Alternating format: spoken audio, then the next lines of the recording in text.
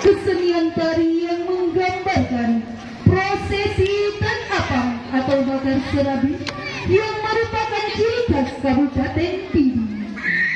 Tradisi Tan Apang ini diturunkan dari nenek moyang Aceh dulu yang biasanya dilakukan di bulan Rajab dan masih tetap dilestarikan hingga sekarang di Kabupaten Pidi. Tarian ini dikreasikan dengan menggunakan properti tulangan apam yang terbuat dari tanah liat dan juke ataupun nampan untuk menghidangkan apam.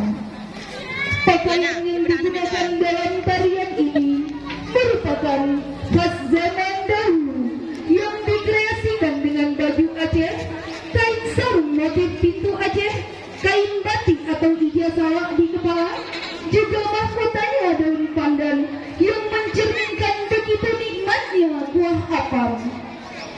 Dalam tarian ini, proses Tan Apang dimulai dengan pembakaran ubur atau daun kelapa kering untuk memasak apam.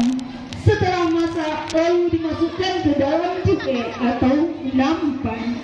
Inilah tarian kreasi Kunubah Indatu Tan Apang dari Sanggar Rafathul Islam 17 Pidi.